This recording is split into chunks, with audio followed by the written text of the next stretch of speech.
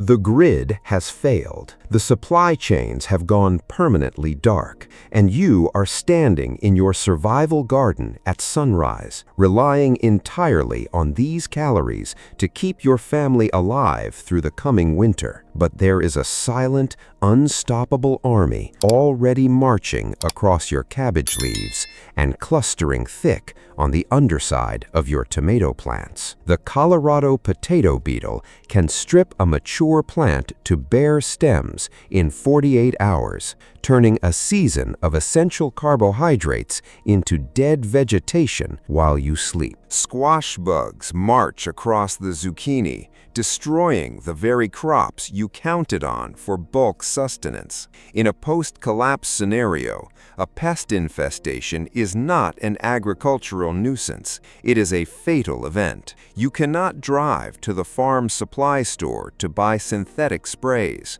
and you cannot place an order for organic dusts. You have exactly what is in the ground, and right now, the insects are consuming your life insurance at a terrifying pace. The prevailing survivalist mindset completely misunderstands the true geometry of agricultural collapse. People stockpile heirloom seeds and hand tools, assuming that placing a seed in dirt guarantees food. They hoard modern chemical pesticides in their prepper caches, ignoring the cold reality that these synthetic compounds degrade, expire, and eventually run dry. For 70 years, modern agriculture has trapped us on a chemical treadmill, training insects to evolve rapid resistance while leaving our plants chemically dependent and structurally weak. When the industrial chemical inputs vanish, the modern garden instantly becomes a defenseless feeding trough.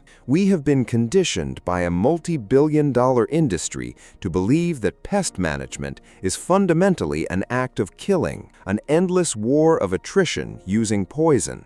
But in a grid-down world, you cannot win a war of attrition against an adversary that numbers in the billions. You will run out of ammunition, and when you do, starvation will follow. The survival implication is absolute. If your food security relies on recurring external inputs, you do not have food security. The true science of permanent pest eradication requires a complete tactical paradigm shift, looking backward to a time before the chemical revolution of the 1940s, specifically to the practices of Amish communities in Lancaster County, who have maintained flawless harvests since the 1860s without a single drop of commercial pesticide.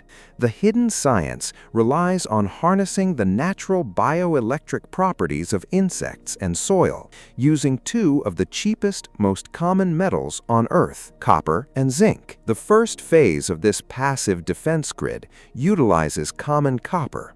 Most crawling insects, from slugs to cutworms and ants, possess a slight positive electrical charge, and when their bodies contact a soil-copper interface, it triggers a tiny but violent galvanic reaction. To the insect, this microcurrent feels like a severe electrical shock, forcing them to violently retreat from the perimeter. A 1994 Cornell University study confirmed that properly placed copper barriers reduced slug populations by an astonishing 96%, but it only works if installed according to the specific physics of the soil. The copper cannot simply be laid flat on top of dry mulch.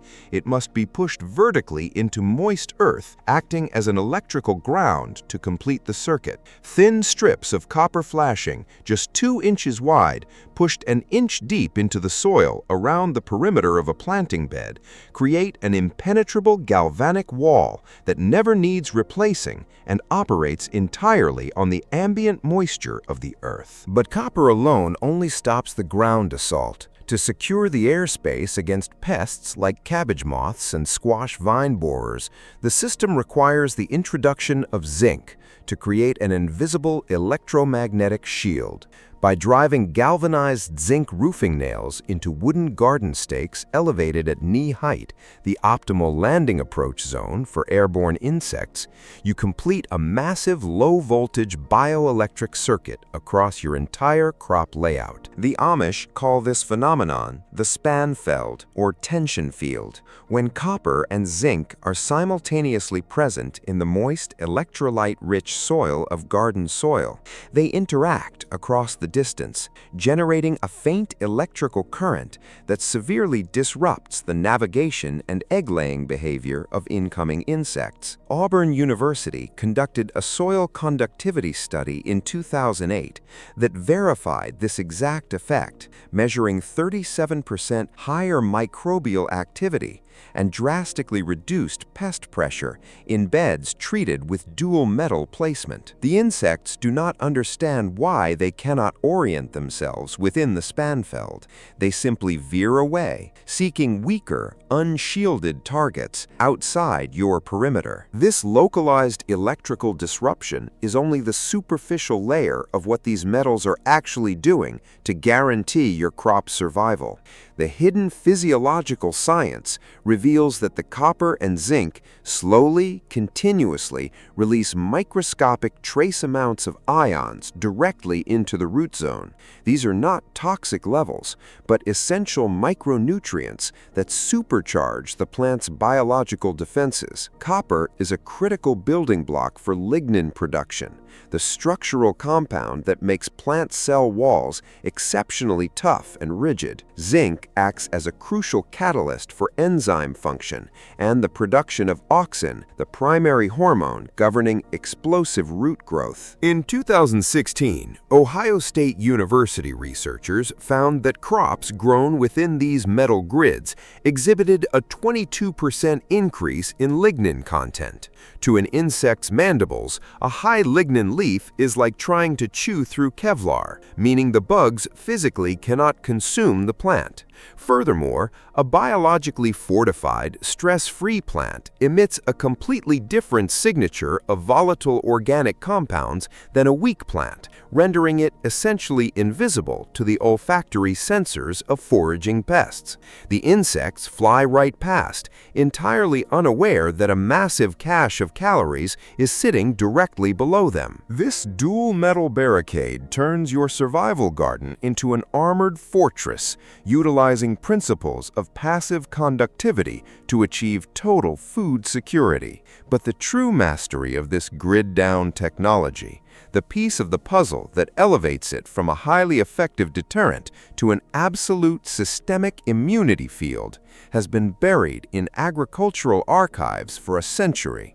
Deep inside a 1923 field report filed by an agricultural extension agent investigating an Amish farmer known only as Brother Yodar, lies a schematic for a distributed ionic field generator that requires no electricity, no maintenance, and utilizes components you likely already have in your supplies. The report describes a precise four-corner mechanism that amplifies the galvanic reaction across an entire survival plot, fundamentally altering the systemic acquired resistance of every root and stem within its perimeter.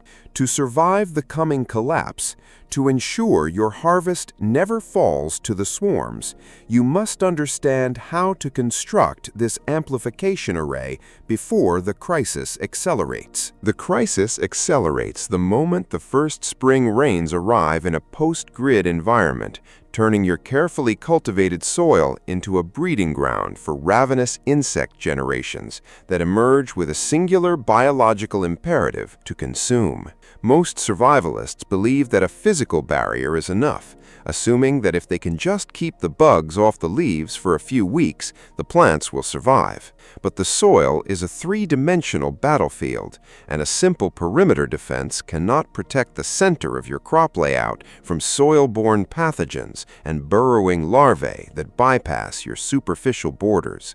This is where the 1923 field report documenting an Amish farmer named Brother Yodar becomes the most critical piece of survival intelligence you will ever possess. Yodar did not just rely on copper strips. He utilized a four-corner mechanism that fundamentally altered the chemical and bioelectric signature of the entire plot. At each of the four corners of his main vegetable bed, he buried a small terracotta clay pot, ensuring the rim sat perfectly flush with the surface of the soil.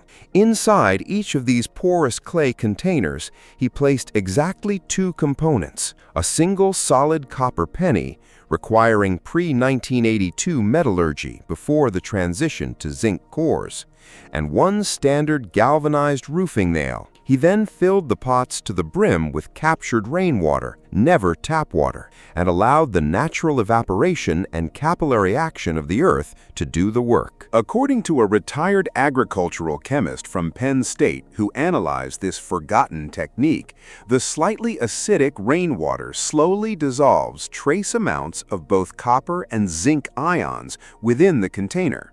The porous nature of the unglazed clay acts as a slow-release membrane, allowing these ionized metals to be pulled outward through the surrounding soil in a massive, overlapping circular gradient.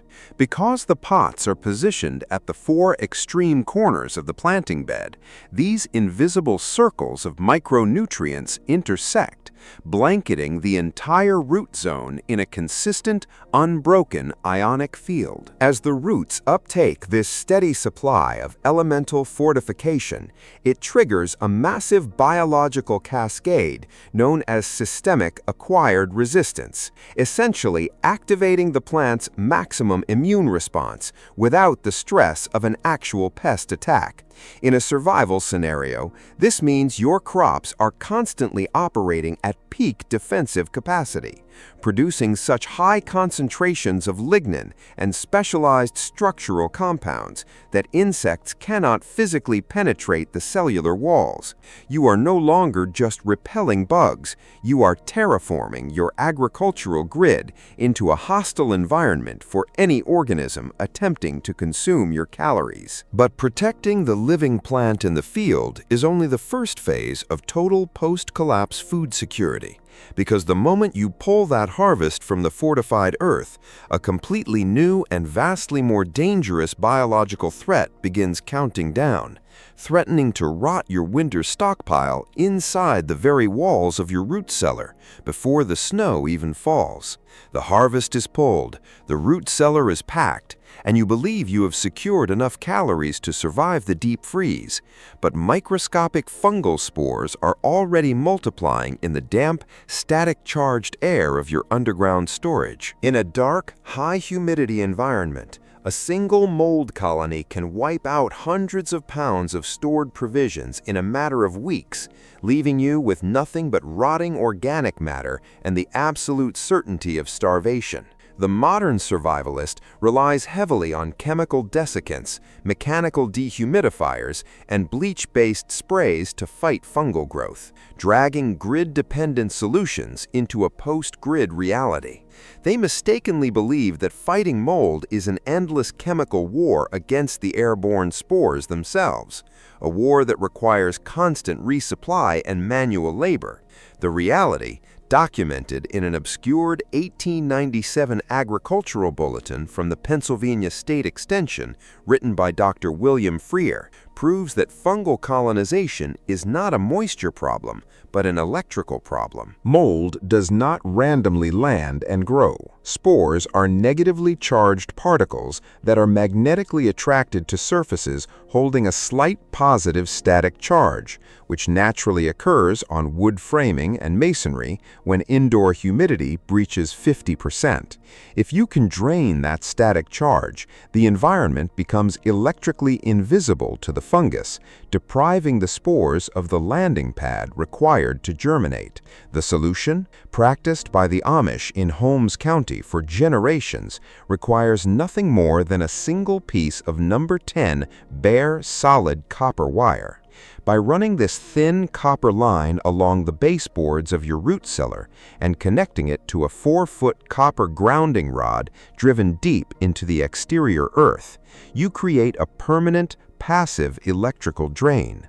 The earth itself acts as an infinite sink, pulling the static charge out of the cellar walls continuously without batteries, moving parts, or maintenance. A 2011 Cornell University study confirmed this effect, demonstrating that passive electrical grounding eliminated detectable mold growth in historic farmhouses simply by disrupting the static differential. To amplify this effect for maximum post-collapse food preservation, Dr. Freer's 1897 bulletin contained an advanced modification, wrapping the copper wire at 12-inch intervals with small bundles of charred oak bark. This specific material, harvested in early spring and slowly carbonized into what the Amish call Dawart's coal, creates a highly conductive biological scavenger field when integrated with the grounded copper. The porous structure of the charred oak actively absorbs the negatively charged spores from a 6-foot radius, pulling them directly out of the damp cellar air and neutralizing them against the electrical ground.